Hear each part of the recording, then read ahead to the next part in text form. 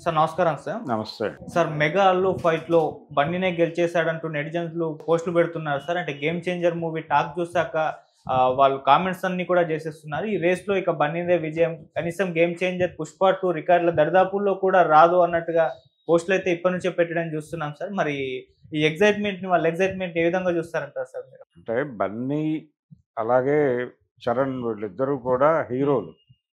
అవును. వాళ్ళిద్దరి మధ్య బంధుత్వం ఉందా లేదా అనే విషయం పక్కన పెట్టేస్తే, హ్మ్. ఇద్దరూ హీరోలుగానే చూడాల్సుంటుంది.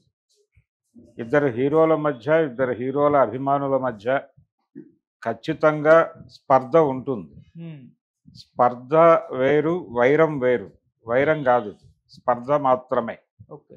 వృత్తిపరమైనటువంటి స్పర్ధ అనివార్యంగా ఉంటుంది. ఎందుకంటే ఇద్దరు ఒకే ఏరియాలో ఉన్నారు కాబట్టి ఒకరి కోసం ఒకరు త్యాగం చేసుకోవటాలు ఉండవు ఇక్కడ. తండ్రి కొడుకుల సినిమాలు ఒకేసారి రిలీజ్ అయినా తన సినిమా ఎక్కువ చెయ్యాలి అని తండ్రి కోరుకుంటాడు. అది సహజం. కాబట్టి ఈ పరిస్థితుల్లో అభిమానులు ఇలా రియాక్ట్ అవ్వడం తప్పేం కాదు. నిజానికి 'గేమ్ చేంజర్' టాక్ చాలా ఇబ్బంది పెట్టింది. అందరినీ ఇబ్బంది పెట్టింది. నిర్మాతని, బయ్యర్స్‌ని అందరినీ ఇబ్బంది పెట్టింది ఆ సినిమా. సినిమాలో ఒక పద్ధతి లేకుండా నడిచింది. స్క్రీన్ ప్లే ఆర్డర్ లేదు దానికి. ఏది ఎందుకొస్తోందో, ఎందుకు ఆ సంఘటన నిష్క్రమిస్తోందో క్లారిటీలు లేవు.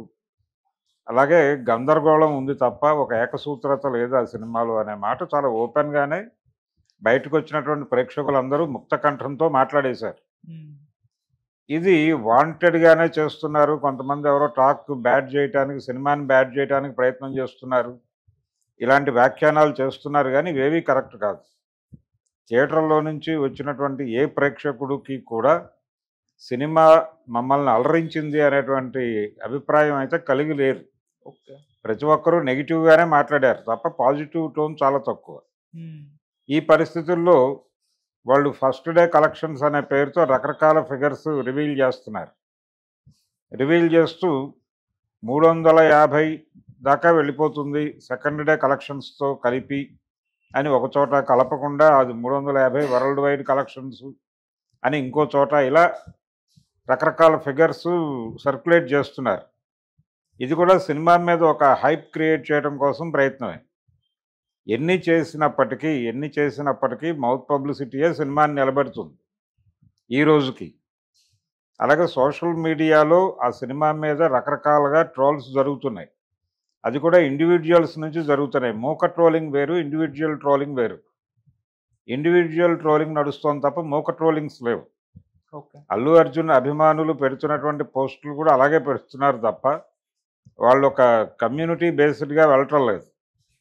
అంటే ఇక్కడ ఈ పోటీలో 'పుష్పకి', 'గేమ్ చేంజర్' ఇమ్మీడియేట్‌గా రిలీజ్ అయింది ఇది. ఆ సినిమా తర్వాత రిలీజ్ అయింది. రెండోది పాన్ ఇండియా సినిమాలు అనేటువంటి ఒక జానర్‌లో ఉన్నారు వాళ్ళు. ఆ ఏరియాలో రిలీజ్ అయినటువంటి ఇమ్మీడియేట్ సినిమా ఇదే. ఓకే. 'పుష్ప' తర్వాత. హ్మ్. సో, అనివార్యంగా కంపారిజన్ వస్తుంది. ఆ కంపారిజన్‌లో వాళ్ళ హీరో సినిమా బెటర్‌గా ఉంది అని వాళ్ళు ఆనందంగా జబ్బలు చరుచుకోవటం అనేది అసహజమేం కాదు. అది సహజమైనటువంటి పరిణామమే. హ్మ్. ఇద్దరు హీరోల మధ్య, అంటే ఇద్దరు హీరో అభిమానుల మధ్య స్పర్ధ ఉండటం అనేది ఈ రోజున కొత్తగా చూడట్లేదు మనం. మొదటి నుంచి ఉన్నది. అన్నదమ్ములు కాకపోయినప్పటికీ 'కృష్ణ', 'శోభన్ బాబు' సినిమాల మధ్య ఆ స్పర్ధ ఉండేది. 'రామారావు', 'నాగేశ్వరరావు' సినిమాల మధ్యలో ఆ స్పర్ధ ఉండేది. అంత మాత్రం చేత ఈ స్పర్ధ నడుస్తుండగానే వాళ్ళు దాదాపు 15 సినిమాలు కలిసి నటించారు. హ్మ్. ఎన్టీఆర్, ఏఎన్నార్. బయట అభిమానుల మధ్య ఘర్షణలు జరుగుతున్న సమయంలోనే. కాబట్టి ఇది బయట జరిగే స్పర్ధ. వాళ్ళ రిలేషన్‌కి దానికి సంబంధం లేదు. అయితే దీన్ని పట్టుకెళ్ళి అల్లు, మెగా ఫ్యామిలీస్ మధ్య వైరంగా మారుస్తున్నారు. ఇది ఎక్కడ ఎక్స్‌ట్రీమ్‌కెడుతుందో అనే ఉద్దేశంతోనే 'పుష్పని' వాళ్ళు పెంచి, అంటే కొత్త కొన్ని సన్నివేశాలు మళ్ళీ కలిపి చెయ్యాలి అని అనుకున్నారు. కొత్తగా జనాల్ని ఆకట్టుకోవడానికి. అదేదో 'సర్దార్ పాపారాయుడు' సినిమా దాదాపు సద్దినోత్సవం అయిపోయిన తర్వాత 'జ్యోతిలక్ష్మి' పాట యాడ్ చేసినట్టు అలా జరుగుతాయి కొన్ని సందర్భాల్లో. కొన్ని అలా దాచిపెట్టి ఫ్రిడ్జ్‌లో పెట్టి ఏదో సమయంలో అవి బయట పెడుతూ ఉంటారు. నిజానికి 'గేమ్ చేంజర్‌కి' కూడా అలా ఫ్రిడ్జ్‌లో పెట్టినటువంటి ఒక పాట ఉంది. అది లేదా అని అడుగుతున్నారు జనాలు ఇప్పుడు. ఇప్పుడు ఏమైనా యాడ్ చేస్తారేమో చూడాలి. అయితే ఈ ఈ గొడవ ఈ పుష్పని పెంచి రిలీజ్ చేయటం వాంటెడ్గా గేమ్ చేంజర్ని బ్యాడ్ చేయడానికి అవుతుందేమో అనే ఉద్దేశంతోనే దాన్ని 17వ తారీఖుకి పోస్ట్పోన్ చేసుకున్నారు వాళ్ళు వాంటెడ్గానే. కారణం ఏమిటి అంటే అనవసరమైనటువంటి వివాదాన్ని రేపినట్టు అవుతుంది అనే ఉద్దేశంతో నిర్మాతల్ని కన్విన్స్ చేసి అల్లు అరవింద్ గారే అటు నడిపాడు దాన్ని. 17వ తారీఖుకి స్థిరీకరణ జరుగుతుంది. ఈ ఫెస్టివల్కి రిలీజ్ అయినటువంటి అన్ని సినిమాల స్థిరీకరణ జరిగిన తర్వాత 2 days గ్యాప్ ఇచ్చి అప్పుడు మనం చేద్దాము. అప్పటికి ఇది 1 week దాటుతుంది Game Changer. So Game Changer first వీకే మనం ఇబ్బంది పెట్టామనే మాట మనకొద్దు, అది కరెక్ట్ కాదు, సాంప్రదాయం కూడా కాదు అనే ఉద్దేశంతో ఆయన వెనక్కి జరిపాడు దాన్ని. ఓకే. కాబట్టి వాళ్ళు అంత పద్ధతిగా వ్యవహరిస్తున్నారు దీని పట్ల, గేమ్ చేంజర్ సినిమా పట్ల. అందుకని వాంటెడ్గా ఇది బ్యాడ్ చేయడం కోసం చేస్తున్నటువంటి ట్రోల్ అనుకోనక్కర్లేదు. ట్రోల్ కాదు, నిజానికి వాళ్ళ అభిప్రాయ ప్రకటనలు మాత్రమే చేస్తున్నారు. ఆ అభిప్రాయ ప్రకటనలు సహజంగానే జరుగుతున్నాయి తప్ప ఎక్కడా ఇబ్బందికరంగా లేదు. ఓకే. వాళ్ళ సినిమా బెటర్ కలెక్షన్స్ ఉన్నాయి, అది వాస్తవం కూడా.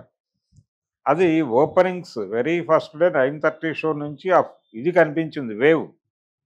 చాలా క్లియర్గా 9:30కి జనాలందరూ థియేటర్ల ముందు మోహరించిన పద్ధతి చూస్తేనే పుష్ప ఫేవర్ ఉంది సమాజంలో, పుష్ప వైబ్ ఉంది అనేటువంటి విషయం విజిబుల్గా ఉంది. అప్పుడు ఎవరిని తీసుకెళ్ళినా అలా థియేటర్ వైపు చూసి చెప్పేసే పరిస్థితి ఉంది. కానీ గేమ్ చేంజర్కి ఆ పరిస్థితి కనిపించాల. వెరీ ఫస్ట్ డే మార్నింగ్ షోస్కి తప్ప మిగిలిన ఏ షోకి కూడా ఇక్కడి నుంచి జనాల ఊపు కనిపించలేదు. అది కూడా ఊపు కనిపించింది కూడా చాలా పరిమిత ప్రాంతాల్లో మాత్రమే.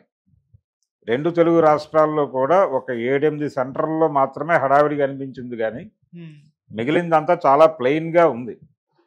చిరంజీవి గారి అబ్బాయి సినిమా, శంకర్ సినిమా, వాళ్ళిద్దరూ కలిసి చేస్తున్నటువంటి సినిమా, ఇవేవి కూడా ఆడియన్స్ని థియేటర్ల వైపు పరుగులు పెట్టించలేదు. కానీ పుష్ప పరుగులు పెట్టించగలిగాడు. అది నిర్మోహమాటంగా అంగీకరించి తీరాల్సినటువంటి విషయం. అదేదో మా సినిమాని బ్యాడ్ చేయడానికి వాళ్ళు ప్రయత్నం చేశారని వీళ్ళు మాట్లాడటం, దాంతోపాటు ఒక అభిప్రాయం, కొంతమంది వాంటెడ్గానే ఇబ్బంది పెడుతున్నారు సినిమాని అని. చిరంజీవి గారు నిన్న ఈవినింగ్ అంటే ఆల్మోస్ట్ నైట్ ఒక ట్వీట్ చేశాడు ఈ టీంని అభినందిస్తూ ట్వీట్ చేస్తూ పర్టికులర్గా అప్పన్న క్యారెక్టర్లో రామ్ చరణ్ ప్రదర్శించిన నటనని ఆయన పొగుడుతూ చేసినటువంటి ట్వీట్ కూడా ప్రమోషన్లో భాగంగానే మాట్లాడుతున్నారు ఇప్పుడు బయట ప్రపంచం. అంటే తన అభిమానుల్ని అలర్ట్ చేసి వాళ్ళని థియేటర్ల వైపు పంపించడం కోసం ఆయన వాంటెడ్గానే ట్వీట్ చేశాడు. అక్కడ పరిస్థితి బాగాలేదు కాబట్టి ఏదో మేరకు సరి చేయడానికి చిరంజీవి గారు రంగంలోకి దిగాడు అనే ఇండికేషన్ ఇవ్వడం కోసం ఆ ట్వీట్ చేశాడు అనేది చాలామంది మాట్లాడేస్తున్నారు. ఆల్రెడీ మొదలైపోయింది ఆ వేవ్. అయితే అదేం లేదు, కొడుకుని జస్ట్ అభినందించడం కోసమే అని దానికి ఏదో తేనె పూసే ప్రయత్నం కూడా జరుగుతోంది రెండో వైపు నుంచి. అంటే ఈ పరిస్థితి వచ్చిందంటేనే ఆ సినిమా పరిస్థితి ఏమిటి థియేటర్లలో అనేది అర్థమవుతుంది. సెకండ్ డే కూడా పెద్ద హడావిడి లేదు ఆ సినిమాకి. థర్డ్ డే అంటే రేపు కొన్ని స్క్రీన్స్ వెళ్ళిపోతున్నాయి డాకు మహారాజ్కి. ఒకవేళ దానికి టాక్ పికప్ అయితే ఇది మరికొంత డౌన్ అయ్యేటువంటి పరిస్థితి ఉంది. ఇలా నెమ్మదిగా దీని డౌన్ఫాల్ స్టార్ట్ అయిపోయింది నిన్నటి నుంచే, నిన్న మధ్యాహ్నం నుంచే మొదలైపోయింది ఈ డౌన్ఫాల్ అనేది. కాబట్టి ఇంకా దాన్ని ఏం చేసినా పెరిగే పరిస్థితి లేదు. ఇప్పుడు దాన్ని పోటీగా మాట్లాడటము, ఇది మా రికార్డులో దరిదాపులకి రాదు అని చెప్పుకోవటము వాళ్ళకే అక్కర్లేదు. అది నిన్నటి వరకే హడావిడి. ఈరోజు ఎవరు మాట్లాడరు. ఇక్కడ నుంచి ప్యాసివ్గా ఉంటారు, అందరూ మౌనంగా ఉంటారు. ఇప్పుడు అందరి దృష్టి ఆల్రెడీ షిఫ్ట్ అయిపోయి ఉంది డాకు మహారాజ్ వైపు. ఒక విచిత్రమైన గందరగోళ పరిస్థితి ఏంటంటే ప్రతి సంక్రాంతికి రిలీజ్ అయ్యే సినిమాలు అవి బాగున్నాయా లేదా అనే దాంతో సంబంధం లేకుండా ఆడియన్స్ విపరీతంగా అటువైపు పోటెత్తుతారు. ఫెస్టివల్ సీజన్ ప్రత్యేకత అది. విచిత్రంగా గేమ్ చేంజర్కి ఆ హడావిడి కనిపించట్లేదు బుకింగుల దగ్గర, డాకు మహారాజుకి కూడా కనిపించట్లేదు. ఓకే. డాకు మహారాజుకి కూడా సస్యశ్యామలంగానే ఉంది యాప్ అంతా కూడా. అంటే ఏం జరుగుతుంది, ఈ సినిమాలు ఏమాత్రం ప్రభావం వేయట్లేదా జనం మీద, సంక్రాంతి తెలుగు సినిమాకి ఎలాంటి అనుభూతి మిగల్చబోతోంది అనేది భయం వేస్తోంది. గేమ్ చేంజర్ అయిపోయింది దాని పరిస్థితి, గేమ్ ఓవర్ అనేసారు అందరూ. ఇప్పుడు డాకు మహారాజ్ పరిస్థితి ఏంటి అనేది ఆందోళనకరం. ఓకే. రేపు అందుకనే వాళ్ళు బెనిఫిట్ షోస్ ఇలాంటి ప్రోగ్రాం పెట్టుకోకుండా, అంటే ఇక్కడ టాక్ అక్కడికి ఎక్స్చేంజ్ అవ్వడం లాంటి కార్యక్రమాలను అవాయిడ్ చేయడం కోసం వాళ్ళు అన్ని చోట్ల 8 o'clock షో పెట్టారు. 8 నుంచి షోస్ మొదలవుతున్నాయి. ఒకవేళ టాక్ హైక్ అయితే నెక్స్ట్ డే మేబీ ఇంకొంచెం ముందుకు తీసుకొచ్చి 6 o'clock షో వేస్తారేమో చూడాలి. ఓకే. 7 నుంచి మాత్రమే పర్మిషన్స్ ఉన్నాయి వీళ్ళకి. మరి 7 నుంచి వేస్తారా అనేది చూడాలి తప్ప ప్రస్తుతానికైతే ఆ పరిస్థితి లేదు ఆ సినిమాకి. అది కండిషన్ సంక్రాంతికి. అందరి చూపు ప్రస్తుతానికైతే సంక్రాంతికి వస్తున్న మీద ఉంది. ఓకే. కానీ దానికి కూడా ఒక వేవ్ కనబట్టలేదు. మరి దీపావళికి కనిపించినటువంటి ఒక జనాల ఉత్సాహం 3 సినిమాలని సక్సెస్ చేశారు. అప్పుడు వచ్చిన 3 సినిమాలు 3 ఏదో మేరకు ప్రాఫిటబుల్గానే బయటకు వెళ్ళినాయి. అది కాకావత్ దేశభక్తి సినిమా ఒకటి వచ్చింది కదా, సాయి పల్లవి నటించినటువంటి అమరన్ వచ్చింది. తర్వాత బ్యాంక్ సినిమా ఒకటి వచ్చింది, లక్కీ భాస్కర్. ఈ 3 సినిమాలకి జనం పోటెత్తారు.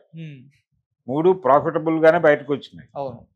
కానీ సంక్రాంతి సినిమాల విషయంలో అనుమానంగా ఉంది పరిస్థితి. పైగా ముగ్గురు పెద్ద స్టార్లే.